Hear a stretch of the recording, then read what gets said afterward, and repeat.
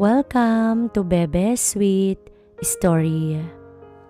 Maingat na tinalunto ni Althea ang hallway, pababa ng ikalawang palapag ng bahay bakasyunan na minanapan niya sa kanyang namayapang lola.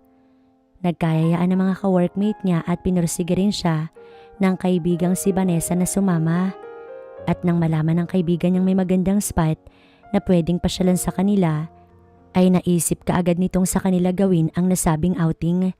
Kaya wala siyang choice kundi ang sumang-ayon. Iyon ang unang gabing pag-stay nila roon at bukas nila naisiping gawin ang outing. Nakaramdam siya ng pag-auhaw kaya naisipan niyang pumanaog para kumuha ng maiinom. Akmang bababa na siya ng hagdanan nang makarinig siya ng tila mga ingay. Kinilabutan siya, lalo na sa kaisipang baka may nagmumulto na sa naturang bahay dahil matagal na ring walang naninirahan doon. Nasa syudad ang kanyang trabaho, kaya mula nang masawi ang kanyang lola na tanging karamay, ay hindi na siya umuwi pa sa kanila. May nagme-maintain naman ng kalinisan ng malaking bahay ng kanyang binabayaran, kaya hindi nakakahiyang magpatuloy ng panauhin roon. Kung hindi pa naisip ng kaibigan niyang sa probinsya nila magbakasyon, hindi pa niya maiisip na umuwi sa bayang Sinilangan. Matapos makainom ng tubig, muli siyang bumalik sa itaas, ngunit hindi pa siya nakakarating sa kanyang silid nang makarinig na naman siya ng mga pag-ingay. Ngayon naman ay palakas na iyon ng palakas na nanggagaling sa isang partikular na silid. Dala ng kuryosidad ay lumapit siya roon. Ito ang silid na inuukupan ng isa sa kanilang 3 babae sa grupo na naging kasintahan ang isang lalaking ka-workmate nila. Sunod-sunod siyang lumunok, kumabog ng mabilis ang kanyang dibdib habang maingat na lumalapit. Pagkuway bahagya niyang dinikit ang tenga sa nakapinid na pintuan. Nanlaki ang mga mata niya sa narinig. Bahagyang umuwang ang kanyang mga labi. Pagkuway nasa punya ang kanyang bibig. Wala sa sariling napahawak siya sa seradora at hindi sinasadyang naikot niya yun. Hindi pa siya makapaniwalang bukas pala yun. At dahil kanina pa siya pinapatay ng kanyang kuryosidad, maingat siyang sumilip sa loob kahit may ideya na siya sa nangyayari. Halos tumigil ang pag-ikot ng kanyang mundo nang masaksihan mismo ng dalawa niyang mga mata ang kasalukuyang ginagawa ng 2 tao. Maliwanag ang naturang silid, kaya malinaw niyang nasisilayan ng pawis na pawis at ginagawa ng 2 ito. Hindi siya napansin ng mga ito dahil parehong abala ang mga ito. Biglang nanuyo ang lalamunan ni Althea. Hindi pa rin siya makagalaw. Nang bumaba ang paningin niya sa katawan ng lalaki, namilog ang kanyang mga mata. Kaya pala enjoy na enjoy si Janine. Hindi niya napigilang maibulong. At bago pa siya mabuking ng mga ito, mabilis ngunit maingat niyang muling isinara ang pintuan. Nasa pupa niya ang kanyang dibdib dahil sa patuloy na pagkabugnon. Hindi rin maiwasang mga tug ang kanyang mga tuhod. Pagkuway nagtungo na siya sa kanyang silid, pabagsak na nahiga sa kama at wala sa loob na napatitig sa kisame. Nakasaksi lang naman siya ng 2 tao na may ginagawa. Kinuha niya ang kanyang unan at tinakip sa kanyang nagiinit na muka. Muling lumunok ng makailang beses. Pakiramdam niya, naririnig pa rin niya ang pag-iingay ng 2 yun, kaya hindi niya rin napigilang mag-init. Pakiramdam pa niya, unti-unti siyang sinisilaban. Napamura siya ng wala sa oras.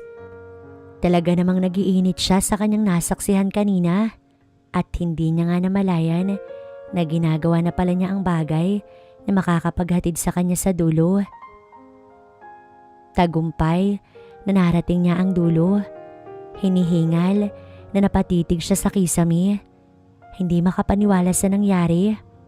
At bago tumuloy sa naudlot na pagtulog, naglinis muna siya ng katawan at nagpalit hanggang sa naging mahimbing din ang kanyang tulog. Nagising si Althea dahil sa sunod-sunod na pagkatok sa pintuan ng kanyang silid. Busangot ang mukhang tumayo siya. Hindi alintana ang kanyang kasalukuyang ayos. Nakasimangot na pinagbuksan niya ang nang istorbo sa kanya. Namilog ang mga mata ni Jerome at hindi makapaniwala. Pasimpleng pinasadahan ng tingin ang anyo ng dalaga. Matapos siyang pagbuksan ng pintuan, magulo ang buhok, hindi maipinta ang muka. Higit sa lahat, kasalukuyan lamang itong nakasuot ng puting sando. Sunod-sunod na napalunok si Jerome at bigla siyang pinagpawisan. Mabilis na nag-iwas ng tingin nang mapansing nahuli siya ng dalaga na sinusuri ito ng tingin. Pinamulahan din siya ng muka. Ano, nakahanda na yung hapag? Tsaka hinahanap ka na rin sa baba, so hihintay na lang kita pagkatapos mong nahihiya itong muling sumulyap kay Althea. Namumula ang mukhang nagtago siya sa likod ng pintuan at alanganing ngumiti sa binata. Sige Jerome, maliligo muna ako. Mabilis lang ako. Kung gusto mo, hintayin mo na lamang ako sa baba o kaya'y mauna na lamang kayong kumain. Huwag niyo na akong hintayin pa. Baka mainip lang sila kung paghihintayin ko pa kayo. Hindi naman, ano ka ba? Kami nga yung dapat mahiya kasi nakikituloy lang naman kami. Hihintay na lamang kita rito sa labas. Kakatapos lang din namang makapagluto nila Emmy at Vanessa, kaya walang problema kahit matagalan tayo. Nagawa pa nitong kumindat sa kanya na lalong kinainit ng kanya mga pisngi. Ikaw bahala, sige. Mabilis na sinara ni Althea ang pintuan. Kagat-labing nagtungo siya sa banyo. Nanatiling nagtataka sa kanyang isipan ang anyo ng binata matapos siya nitong makita sa ganoong ayos. Gosh, nakakahiya talaga siya. Hindi niya naman kasi inaasahang ang ka-workmate niyang si Jerome pala ang susundo sa kanya. How thoughtful. Pero bakit hindi niya napigilang mag-init sa tuwing may isip niyang may pagnanasaring nararamdaman para sa kanyang lalaki? Mabilis niyang iwinaksi iyon sa kanyang isipan. Samantala, hindi naman mapakali si Jerome na nagawa pang maglakad-lakad sa harapan ng silid ng dalaga. Matagal na siyang may pagtingin kay Althea, pero dahil sa katorpehan niya, hindi niya magawang magtapat dito. Matapos makita ang dalaga sa ayos nito na kanyang inabutan, halos hindi na ito nawala sa kanyang isipan. Nanunuyo ang kanyang lalamunan at hanggang ngayon, siya ay pinagpapawisan. Hindi siya mapakali. Sunod-sunod siyang muling lumunok, pagkuway bahagyang sinabunutan ng buhok. Mukhang hindi ito aware na nakakaakit ang itsura nito na kanyang inabutan. Nang mapasulyap siya sa kanyang harapan, tuluyan na siyang hindi naging komportable. Matapos maligo ni Althea, tsaka niya lang napagtantong muling hindi siya nakapagdala ng tuwalya. Naging lutang kasi siya nang maalala niya ang nasaksihan kagabi. Hindi niya rin napigilang malungkot dahil ang lalaking inabutan niyang katalik ni Janine ay walang iba kundi si Dylan na matagal na nga rin niyang gusto. Isa ito sa nagsilbi nilang senior sa kumpanyang pinagtatrabahuhan at sa pagkakaalam pa niya, hindi naman seryoso ang relasyong namamagitan sa dalawa at tanging may affair lamang ang mga ito.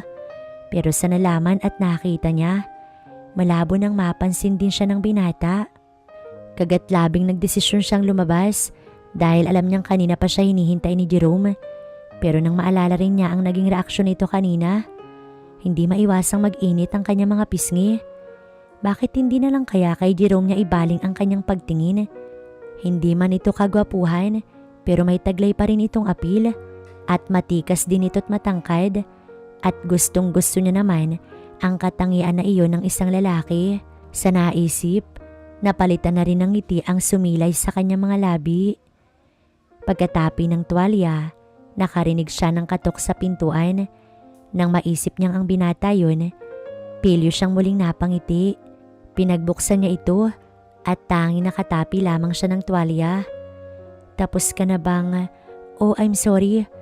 Mabilis itong tumalikod nang makita siya sa ganoong ayos. Tumikhim si Althea para kunin ang atensyon na to.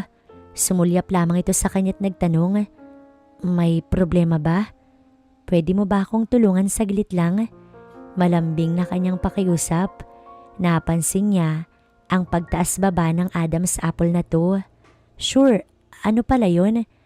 Nagawa pa nitong mapakamot ng likod ng ulo. Hindi ko kasi maabot yung pinaglalagyan ko noon ng blower sa itaas ng cabinet. Pwede mo bang abutin para sa akin?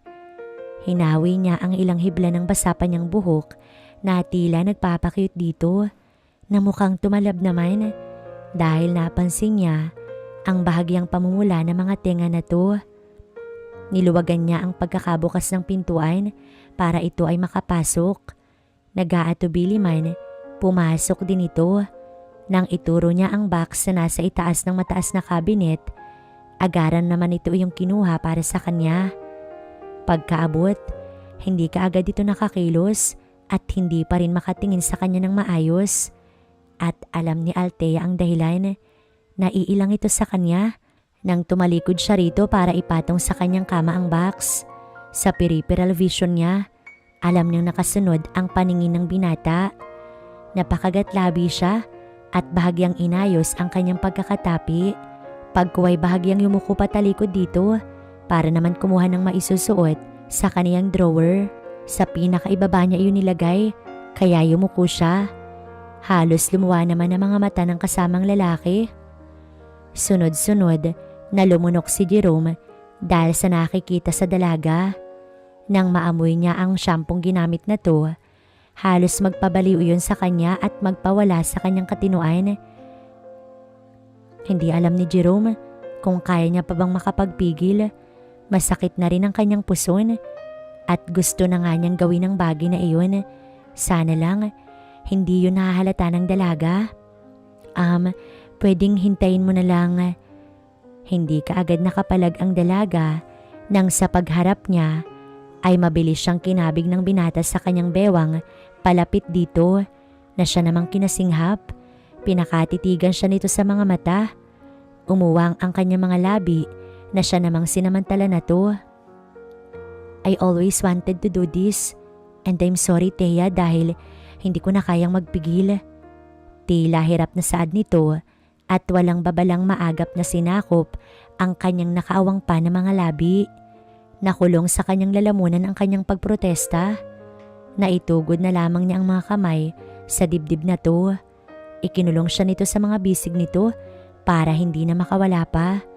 Kaya wala siyang nagawa kundi ang mapapikit na lamang. Sa loob-loob niya, matagal na rin niyang pinananabikan na yung mangyari. Hindi nga lang dito pero dahil sa kapangasan nito, tuluyan na rin siyang nadala at nag-init. Ginagad niya ang bawat galaw ng labi na to. Hanggang sa pareho na nga nilang nagugustuhan ang kanilang ginagawa ng mga oras na yun. Parehong nag-iinit ang kanilang mga katawan ng mga sandaling iyon. Kaya alam ni Althea na wala nang atrasan. Kasalanan din naman niya kung bakit mabilis matukso at hindi na nagawa pang makapagpigil ni Jerome. Ipinulupot din niya ang kanyang mga kamay sa batok ng binata. At nang halos pareho na silang kapusin ng hangin, tsaka pa lamang naghiwalay ang kanilang mga labi para maghabol ng hininga. Jerome, pinagmasdan ito ng dalaga.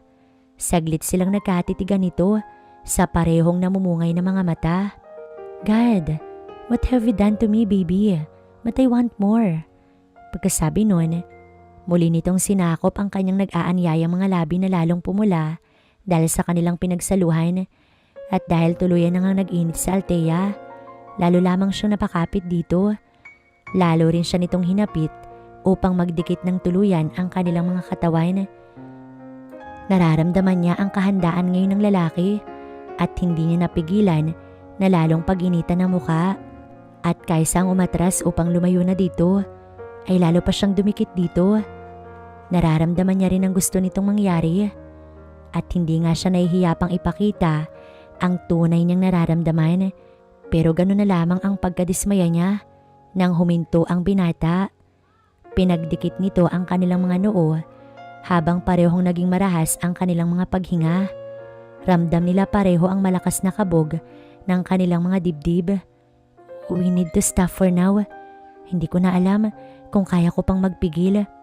Ayokong kamuhian mo ko. Hihintayin kita sa labas. Masuyo pa siya nitong hinalikan sa noo na siya namang kinatanga. Hindi kaagad siya nakakilos at huli na ang kanyang pagpoprotesta. Mabilis na itong lumabas ng kanyang silid na animo nagmamadali. Kagatlabing nasa na lamang ni Althea ang kanyang dibdib at ang kanyang pisngi. Gosh, hindi siya makapaniwalang nagawa niya yun. Nagmukha na kaya siyang easy to get para kay Jerome? Parang gusto niyang kastiguhin ang sarili sa naisip. Nagpadala siya sa init ng kanyang katawan. Hindi niya na inisip pa kung anong magiging tingin nito sa kanya. Lalong nag-init ang kanyang mga pisngi. Pero wala sa nangyari. Alam niyang wala siyang pagsisisihan. I think gusto ko na rin siya. Napangiti na rin siya kapag kuwan. Nang makababa si Althea, naabutan niyang nakahandaan ang hapagkainan at kanina pa nilalantakan ni Bobby at Vanessa ang nakalatag na pagkain sa lamesa. Mukhang siya na lamang ay hinihintay kaya hindi niya napigilang makaramdam ng kahihiyan. Ipinaghila naman siya ng upuan ni Jerome sa tabi nito na may kakaibang tingin at ngiting nakapaskil sa mga labi. Nagpasalamat naman siya rito habang bahagyang namumula ang mga pisngi. Mukhang dahil sa nangyari, binigyan niya na rin ng lakas ng loob ang binata na magkaroon ng pakailam sa kanya. Akala namin hindi na kayo bababa at mukhang may good news. Care to share? Makahulugan pang tumingin sa kanilang dalawa si Vanessa. Palihim namang nagkatinginan sila ni Jerome dahil sa panunodyo nito. Ngunit ngiti lamang ang naging itinugon nilang pareho. Hindi naman nakatakas sa paningin ni Althea ang bahagyang pag-ismid ni Janine at ang pananahimik ni Dylan na siyang kaharap niya sa upuan. Hindi niya na iyon pinagtuunan pa ng pansin at pinagkibit balikat na lamang. Pinagsandok siya ni Jerome ng pagkain na ginantihan niya na lamang ng pagngiti. Hindi naman paawat si Bobby sa panunukso nito sa kaibigan dahil hindi na raw ito torpe at mahiyain na umani naman ng kantsaw mula kay Vanessa at Emmy. Parehong pinamulahan ng mukha sina Althea at Jerome. Bagamat hinayaan na lamang ang panunukso ng mga ito, naramdaman ng dalaga ang marahang paghawak ni Jerome sa isa niyang kamay sa ilalim ng lamesa. Masuyo pa nitong pinagsaliko pa mga daliri nila na ikinatindig naman ng kanyang mga balahibo. Bahagya siyang natense pero hindi iyon pinahalata kahit kanino. Nayamot lamang siya ng halos magsubuan na sa harapan niya ang dalawang couple at mag-PDA. Naramdaman niya ang bahagyang pagpisil ni Jerome sa kanyang kamay na nanatiling hawak nito kaya huminahon din siya pagkuhan. Matapos nilang mag-almusal at makapagligpit ng mga dadalhin, gumayak na silang magtungo sa best spot na siyang madalas puntahan noon ni Althea nang siya ay bata pa. Isa iyong waterfalls na mababa lamang, ngunit hindi lamang iyon ang nakakahalinang makita sa lugar, kundi ang mismong malinis at halos magkulay asul ng ilog na kumukonekta rito. Mahaba iyon at may parteng malalim at mababaw lamang. Talaga nga namang nakakaingganyong magtampisaw at maligo ron. Ngunit habang paroon sila, panay ang reklamo ng dalawang babae sa grupo dahil sa layo at haba ng kanilang nilakbay. Gayon din nang may katabaang si Bobby, pero tahimik lamang siya gaya ni Emmy na siyang nangunguna sa paglalakad. Si Althea ang nagsisilbing tour guide at sanay na siya sa mahabang lakaran na siyang palihim namang hinahangaan sa kanya ng dalawang lalaki. Hindi na rin pinansin pa ng dalawa ang mga daing at reklamo ng tatlo pa. 7 silang lahat sa grupo at 3 lang ang lalaki.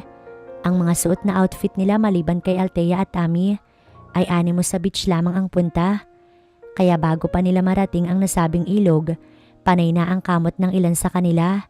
Mabuti na lamang at naisipan ni Thea na magsuot ng pants dahil madawag at matatalas ang damong kanilang nilalakaran. Maong na tokong naman ang suot ni Emmy at mukhang sanay rin ito sa pag-hiking. May bitbit silang mga pang-picnic at portable tent. Kaya mabibigat ang ilan sa kanilang mga dala. Naisipan kasi ng mga kasama ni Althea na magpalipas ng gabi ron. Gusto rin daw mangisda ni Jerome kaya nagdala rin ito ng pamingwit. Bakit ang tagal? Kailangan pa ba nating umakyat ng bundok? Gosh, nangangati na yung legs ko. Thea, malayo pa ba tayo? Pwedeng magpahinga muna. Parang kakapusin na yata ako ng hininga. Ilan lang yan sa mga hinanaing nila. Hanggang sa huminto si Althea at humarap sa grupo. Narito na tayo. And one more thing. Pinaalalahanan ko na kayong wag magsusuot ng maikli dahil maraming talahib tayong susuungin bago makarating. So don't blame me. And don't worry.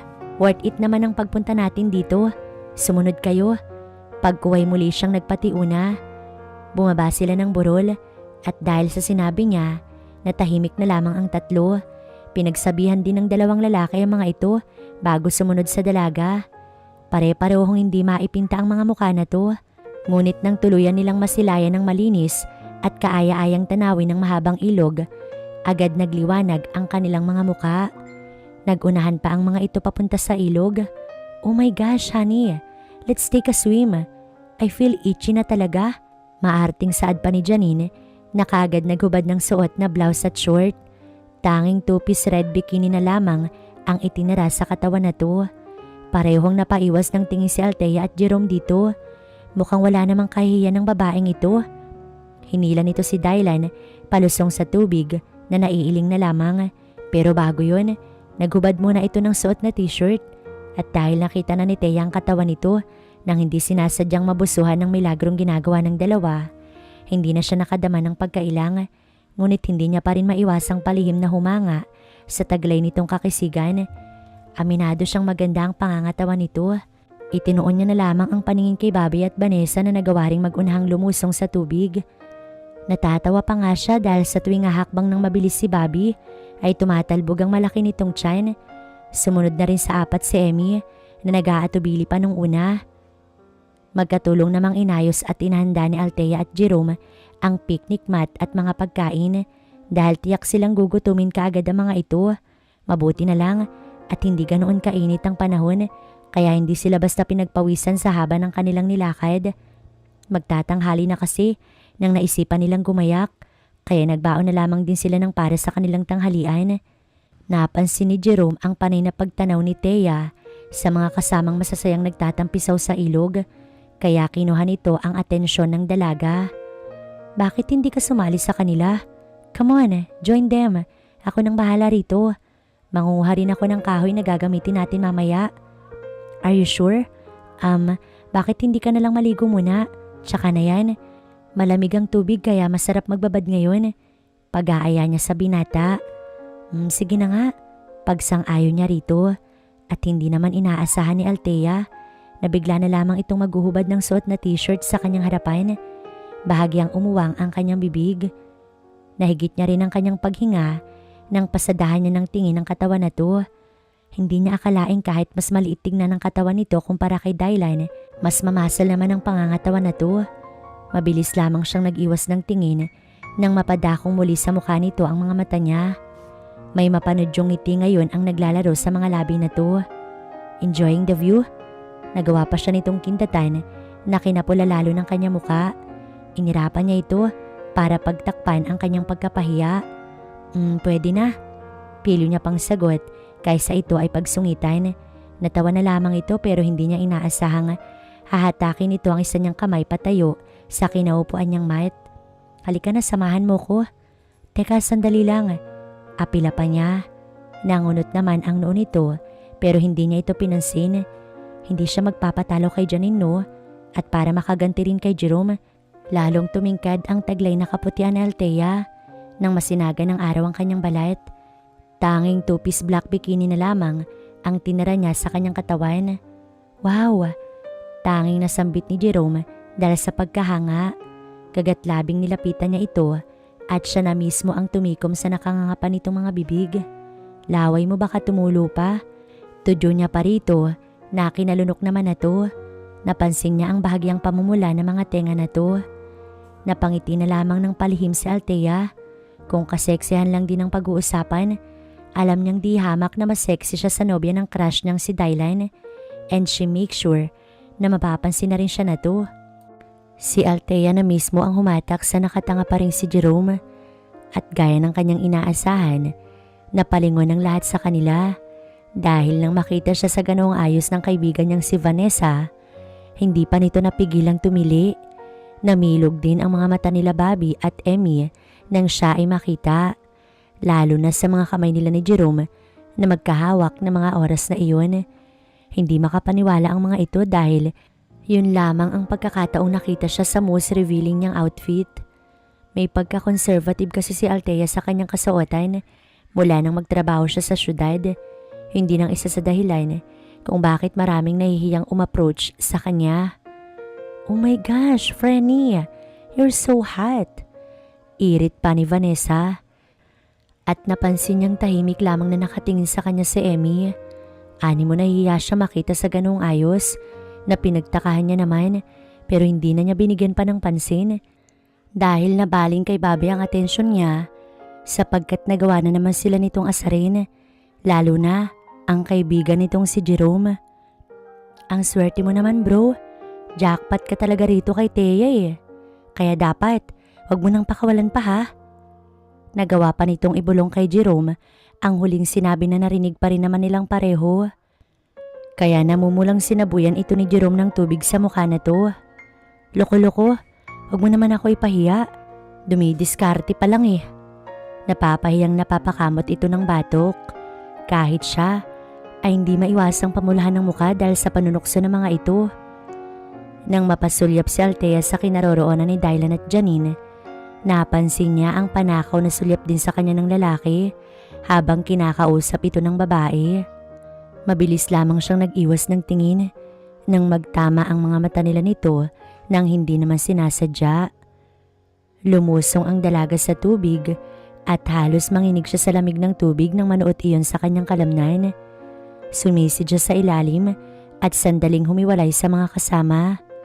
Naalala niya ang mga wild orchids na nagkalat sa bawat gilid ng batuhan kung saan may parting malalim. Nang lingunin niya ang mga kasama, napansin niyang papunta ang mga ito sa mababang falls na pinanggalingan ng tubig ng ilog.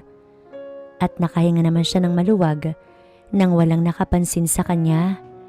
Gusto niya munang mapag-isa, kaya sinamantala niya ang pagkakataon. Akmang aabutin na ni Althea ang orchid na nakita nang bigla na lamang sumulpot sa kanyang likuran si Dylan na siyang hindi naman niya inaasahan, kaya napapiksi siya sa gulat. Ako na. Ito na ang kumuha nun para sa kanya.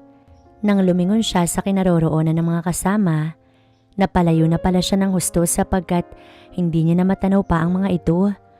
Pagkaabot ng orchid, bahagya siyang lumayo sa lalaki. Salamat. Hindi niya maiwasang mailang nang halos matunaw siya sa uri ng tingin na to. Lantaran siya nitong tinititigan na kinainit naman ng kanya mga pisngi. May kailangan ka ba? Baka hinahanap ka na nila. Lalo niyang inilubog ang katawan sa tubig kahit alam niyang wala yung saysay dahil sa lino ng tubig. Malaya nitong napagmamasdan ang itaas na bahagi ng kanyang katawan. Napansin niya ang paglunok nito habang pinapasadahan siya ng tingin. Wala sa loob na nayakap niya ang sarili habang hawak ang halamang may bulaklak. You're like the wild orchid, so unique and beautiful. Komento pa nito na kinaiwas lamang ng tingin ni Althea. Hindi niya matagal ang makipagtitigan dito, kaya nagdesisyon siyang bumalik na sa mga kasama at umahon dahil nilalamig na rin siya sa matagal na pagkakababad. Salamat but I have to go na. Pero mabilis siya nitong pinigilan sa akma niyang paglangoy paalis. Wait lang, pwede mo ba akong samahan muna? Want to know you more? Hindi ko nga lang magawang makalapit sa'yo dahil kay Janine. Siguro naman, kaibigan na rin ang turing mo na sa akin. If you don't mind. Pagkikibit balikat pa na to. Maybe next time. Nilalamig na rin kasi ako eh.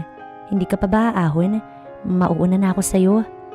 Napasinghap ang dalaga nang maramdaman niyang bigla na lamang siya nitong hinapit sa bewang palapit rito. Come on, don't be afraid of me. Nang akmang magpupumiglas siya, nang lalo siya nitong higitin palapit dito na lalo naman niyang kinasinghap. Dylan, please let go of me. I can make you warm. Stay for a while. Tila pagsusumamo pa nito na kanya namang kinalunok. Wala sa loob na napatitig dito si Althea, partikular na sa mga labi nito na halos ikinapanghina ng kanyang mga tuhod. Napakapit siya rito ng mahigpit na tila nawalan siya ng lakas. Okay ka lang ba? Lalo nitong hinigpitan ang pagkakakapit sa kanya, kaya hindi na siya nahiyapang ipulupot sa leeg nito ang kanyang mga braso nang halos hindi na sumapat ang mga paa niya dahil nag-umpisa na siya nitong akayin sa pinakamalalim na parte. Dinala siya nito sa batuhan para kung sakaling may magawiron ay hindi sila madaling makikita. Naging kabado siya sa kaisipang yun, Paano pala kung mahuli sila ng nobya na to? At sa naisip, nagpumilit siya muling kumawala sa pagkakahawak na to. Babalik na ako, ano ba kasing... Baka makita tayo ni Janine at kung ano pang isipin niya. Shh, akong bahala. Besides, wala naman siyang karapatang magalit o magselos dahil hindi naman talaga ako seryoso sa kanya. She's just my fling. Wala kaming commitment in the first place. Pero, I know, ginagamit ko lang siya. But that's all. Nagsiselos ka ba? I saw you last night. Namilog ang mga mata ni Althea dahil sa inamin na to. Pero hindi niya napigilang mahiya at pamulahan dahil sa huli nitong sinabi. Mabilis siyang nag-iwas ng tingin na mabilis lamang nitong pinigilan. Hey, look at me. Alam mo bang habang ginagawa namin yon, ikaw ang nasa isip ko? Iniisip kong ikaw ang kasama ko kagabi. Inakit niya ako, kaya may nangyari sa amin. But believe me, dun lang yun. Bakit kailangan mo pang sabihin ang mga yan? Wala naman akong... Are you sure? So, you like Jerome? Totoo bang nililigawan ka na niya o baka naman kayo na? Bigla na lamang dumilim ang anyo nito at tumiim ang mga bagang matapos nitong sabihin yun. Muling nag-iwas ng tingin si Althea at mabilis na lumayo at tumalikod. It's none of your business. Aalis na ako. Nagugutom na rin kasi ako. Subalit muntika na siyang mapatili nang muli siya nitong kabigin palapit dito at walang babalang sinakop nito ang kanyang mga labi na kanya namang kinatulos. Nangihinang napakapit na lamang siya sa mga balikat na to. Kumawala ang isang mahinang ingay sa kanyang lalamunan na sinamantala naman na to. Lalong nanginig ang kanyang kalamnan dahil sa pinaparamdam nito na mga oras na iyon. Ibang-iba sa ginawa nila ni Jerome.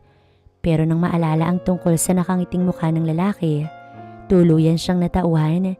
Itigil na natin to, please. Hayaan mo na akong bumalik. Let's stop this. But why? Akala ko ba gusto mo rin? You responded to my kiss. I know you also want me more than I do. Tell me, gusto mo rin ako, hindi ba? I like you, Althea. Hinaplos nito ang kanyang pisngi, pero hindi niya magawang makatingin dito ng maayos. She felt guilty. Pakiramdam niya ay nagtataksil siya kay Jerome kahit wala pa naman talagang sila. I'm sorry. Yun lang at tuluyan na siyang kumawala rito. Saan ka nang galing? Here, take this. Alam kong nilalamig ka na. Ang nag-aalalang mukha ni Jerome ang sumalubong kay Althea. Nagawa pa siya nitong bigyan ng tuwalya na kaagad binalot sa kanyang katawan. Nagpasalamat naman siya rito at sandaling tinitigan ng binata. Kagat-labing pinakita niya rito ang dalang orchid. Nanguha lang ako na to. Wow, saan mo to nakuha? Ang ganda, parang ikaw. Nakangiting tudyo pa nito matapos siya nitong akayin paupo sa mat. Mukhang hindi pa rin tapos magbabad ang mga kasama nila. Nauna siyang umalis kay Dylan para hindi mahalata ng mga kasama nila na magkasama nga sila na to. Nang bola pa, pero salamat dito, nilalamig na rin kasi ako. Sana kasi nagdamit ka na lang at short para hindi ka masyadong lamigin. Tuloy, nagkaroon pa ako ng kaagaw sa'yo. Ano ka mo? Pabulong na lang ang huli nitong sinabi, kaya hindi iyon narinig ni Althea. Pero ngumiti lamang ito sa kanya at inaya na siyang kumain. Anong ginagawa mo rito? Let me in first, please. Pero hindi pa man nakakasagot si Althea. Ito na mismo ang kumabig sa pintuan at mabilis na pumasok sa loob ng kanyang silid na kanya namang kinagitla. May problema ba? I miss you. Mabilis siya nitong kinabig at ikinulong sa mga bisig nito na kinaawang ng kanyang labi. Natuod siya sa pagkakatayo. Dylan, pinaglapat nito ang kanilang mga noo at masuyo nitong hinawakan na magkabila niyang pisngi. Napalunok siya habang nakatitig sa tila, nagsusumamo nitong mga mata. Mula nang mahalikan kita sa lawa ng araw na yun, hinahanap-hanap ko na yun at hindi ako makatulog mula noon. Hinaplos din ito ang kanyang pang-ibabang labi. Kumabog ng mabilis ang kanyang dibdib. Nagtatanong ang mga mata na pinagmasdan niya ito. Wala nang mangyari ang tagpong yon. Iniiwasan na ni Althea na magtagpo man lang ang mga mata nila ni Dylan dahil sa nararamdaman niyang pilit na sinusupil. Gusto niya ang binata pero sa tagong parte ng kanyang puso. Unti-unti nang nagkakaroon ng puwang doon si Jerome na walang ibang ginawa kundi gawin ang lahat para siya ay mapansin. Ramdam din niya ang bawat pag-aalala nito para sa kanya at kung gaano siya kahalaga para rito. At mula nang mangyari ang namagitan sa kanila ni Dylan sa ilog, naging tahimik na rin ito at halos hindi na nito magawang kibuin si Janine na siyang napapansin naman ng kanilang mga kasama. Pero hindi niya inisip na may kinalaman siya roon dahil hindi niya magawang seryosohin nang sinabi nitong may gusto rin ito sa kanya. Dahil ayaw niyang mapabilang lamang sa mga babaeng naghahabol dito. Masaya na siyang malamang nagkaka-interest din ito sa kanya. Pero ayaw niyang umabot pa sa puntong magiging sila na to dahil gusto niyang bigyan ng chance si Jerome gayong napatunayan niya kung gaano ito kaseryoso sa kanya. Bukas na ang balik nila sa syudad at mukhang sinamantala iyon ni Dylan kaya ito naririto ngayon sa kanyang harapan. Dylan, please, malito. Hindi ko kaya. Oo, aaminin kong gusto kita dahil matagal na rin ako may pagtingin sa'yo. Pero mula nang umamin si Jerome sa akin, nabaling na sa kanya ang pagtingin ko at malapit ko na siyang, wag mo nang ituloy ang sasabihin mo. Bahagya itong lumayo sa kanya at saka yumuko. Kumuyom din ang isa nitong kamao. So, mas pipiliin mo siya kaysa sa akin? Ganun ba? Muli siya nitong tinignan. Nilinaw ko na kay Jasmine ang lahat at sinabi kong itigil na namin ang namamagitan sa amin. Kaya wala ka nang dapat ipangamba dahil malaya na tayong gawin ang gusto natin. Gaya na to. Dylan, no. Naitukod ni Althea ang mga palad sa dibdib nito nang halikan siya nito ng mariin sa kanyang labi. Mapaghanap at mapagparusa ang halik na ginagawad nito sa kanya. Kinalaki niya ng mga mata yun, ngunit naisip niyang magiging huli na iyon, kaya pinagbigyan niya na ito. Tumugon siya sa mga halik nito kalaunan, na mukhang kinatuwa naman na to dahil lalo itong naging agresibo. Aaminin niya, hindi iyon ang una niyang karanasan dahil nagawa na rin niyang ipagkaloob ang sarili sa naging una niyang nobyo na nagawa lamang siyang lukuhin matapos itong makabuntis ng iba. Pero dahil gustong pagbigyan ni Althea ang kanyang sariling muling mapaso sa apoy ng kapusukan, susugal siya ngayon. Gusto niya ring patunayan ang tunay niyang nararamdaman. Hinayaan naming pakawalan ang nararamdaman namin para sa isa't isa. Tuluyan kaming nahulog sa kamunoy ng pagkakasala. Halata ang pagkauhaw namin. Wala na kaming pakailam na mga oras na yun dahil na rin sa panggigigil sa isa't isa. Ilang sandali lamang, hingal kaming pareho. Wala kaming imikan nang marating namin ang dulo. Isang malakas na sampal ang dumapos sa pisngi ni Althea pagkagising. Kalalabas lamang niya ng pintuan ng kanyang silid nang iyon kaagad ang sinalubong sa kanya ni Janine. Nagpupuyos ang kalooban nito at nanlilisik ang mga matang nakatingin sa kanya. Nagawa pa siya nitong duruin na kanyang kinayuko na lamang. Ang kapal din na mukha mong patulan ng BF ko. Hindi ko akalaing malandi ka pala. Akala ko ba kay Jerome ka na? Tapos ngayon, how dare you? Janine, ano to? Anong ginawa mo kay Thea? Ikaw, isa ka pang sinungaling at malandi. I hate you. Pinaghahampas nito ang kararating lamang na si Dylan. Paalis na sila at kasalukuyan nilang nagliligpit ng gamit. Pero mukhang nakarating sa kaalaman nito ang namagitan sa kanila ng binata. Pero mali yung iniisip nito, maliban sa may katotohanan naman yun. Pero akala niya ba, hindi seryoso rito si Dylan at malinaw na rito ang lahat? Tinignan ni Althea si Dylan nang may pagtatanong, pero umiwas lamang ito ng tingin na pilit inaawat si Janine sa paglapit nito sa kanya at pananakit nito rito. Tulalang nasa po na lamang ni Thea ang kanya mukhang nasampal. Bigla siyang nabingis sa kasunod na binunyag ni Janine na lalo niyang kinatulos sa kinatatayuan gaya ni Dylan.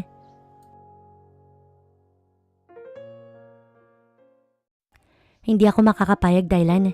Hindi mo magagawa sa akin to. Lalo ngayong magiging isa ka ng ama. Narinig mo ba ako? Buntis ako, Dylan.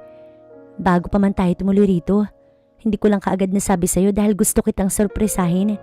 Pero mali yata ako dahil ako ang nasurpresa nang malaman kong may relasyon kayo ng babaeng yan. Duro pa nitong muli kay Althea habang lumuluha. What? Nagsisinungaling ka? Sabihin mo yung totoong nagsisinungaling ka lang. Nagawa pang yugyugin ng binata si Janine pero hindi na nakayanan pa ni Althea na makita ang mga ito kaya mabilis siyang tumalikod. Akmang pipigilan pa siya ni Janine nang pumagitna na rin si Jerome at walang pasabing sinuntok nito ng malakas sa panga si Dylan. Hayop ka pre, may relasyon na kayo ni Janine tapos nagawa mo pang patulan at lokohin si Thea. Ano to? Napatili naman si Janine nang bumagsak si Dylan sa pagkakasuntok dito ni Jerome. Mabilis naman itong inawat ni Althea at hinila ito palayo sa dalawa. Hahayaan niyang ayusin ni Dylan ang sarili nitong problema at ngayon kailangan niya namang harapin ang magiging galit at pagkadismaya ni Jerome sa kanya nagawa. Dinala niya ang lalaki sa silid ng kanyang namayapang lola at nagpapasalamat siya dahil mahinahon lamang ito. Pero halos hindi makatingin si Althea ng diretso sa mga mata na to. Ipaliwanag mo kung anong totoong nangyari. Makikinig ako. Don't worry. I will respect your decision. At hindi kita husgahan. Pero bago pa nito matapos ang sinasabi, mabilis na sumubsob ang dalaga sa dibdib nito at yumakap sa nabiglang binata. Tuluyan siyang humagulgol ng iyak sa bisig na to. Nagawa na lamang nitong haplusin ang kanyang likuran. Hindi ito nagsalita at hinintay siyang kumalma. Muli siyang humarap dito at hinaplos ang pisngi nito na nanginginig ng mga kamay. Maagap naman ito yung kinuha at masuyong hinalikan na lalo niyang kinaluha. Sobrang swerte niya dahil nakilala niya ito at hindi siya nagkamali ng lalaking pinili at sana lang matanggap pa siya nito sa kabila ng naging pagkakamali niya. I'm sorry for everything but believe me, wala naman talaga kaming relasyon ni Dylan. Nung time na may mangyayari sa amin, dun ako natauhan. Kinuha niya ang kamay ko at tinapat iyon sa kanyang dibdib kung nasaan ang kanyang puso. Ikaw na yung nilalaman na to. I always felt guilty dahil mula nang halikan mo ko. I know, I'm already belongs to you pero nagawa ko pa rin tumingin sa iba. I'm sorry for that. Please, patawarin mo ko. Wala kang dapat ihingi ng tawad. Pinatawad na kita. At naiintindihan ko naman yun eh. I understand you, okay? Alam ko at napapansin ko na noon pa man, may pagtingin ka na sa kanya. Yun din ang naging dahilan kung bakit ako naging torpe. Tila nahihiya pa itong nag-iwas ng tingin. Tuluyan na rin napangiti si Althea kahit naluluha pa rin. Jerome, salamat dahil nagawa mo ng magkalakas ng loob. Muli siyang yumakap dito na sinuklian naman ito ng mas mahigpit din. No, ako dapat ang magpasalamat dahil ako yung pinili mo. Mahal kita, Althea, at masaya akong paano kung malaman mong hindi na pala ako birhen noon pa man. Tatanggapin mo pa rin ba ako? Sandali itong natigilan pero nang akmang tatalikuran niya ito nang maagap nitong hulihin ang pisngi niya at mabilis na hinalikan ang kanyang mga labi. Jerome, kahit may namagitan pa sa inyo ni Dylan at kung sino ka man at nagawa ka nilang iwan at lukuhin, tatanggapin pa rin kita kasi ang pagmamahal ay hindi batayan sa kung ano at sino ka at kung ano yung nakaraan mo. Naiintindihan mo ba? Minahal kita dahil kusa ko iyong naramdaman. Masuyo pa nitong pag-amin na ikinasikdo naman ang kanyang damdamin. Let's go? Saan? Ipapakilala na kita sa parents ko pagbalik natin. For now, kailangan ko mamanhikan para sa basbas ng iyong lola. Pinandilatan niya ito dahil sa pilyong pagkakasabi nun. Hindi mo na kailangan pang gawin yun. I'm sure tanggap ka na rin ni lola para sa akin.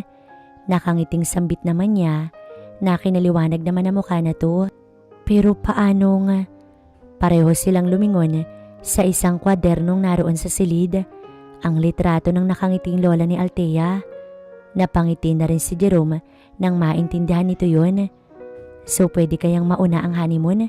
Malay mo, matutuwa rin ang lola mo kung bibigyan na natin siya ng apo sa tuhod. Pilyo pang wika ng binata na kinapula lang ng mukha ni Althea. Pero sa isip niya, why not? At siya na mismo ang unang humalik dito na mabilis naman itong tinugon. bahala nang magalit sa kanya ang lola niyang nasa heaven.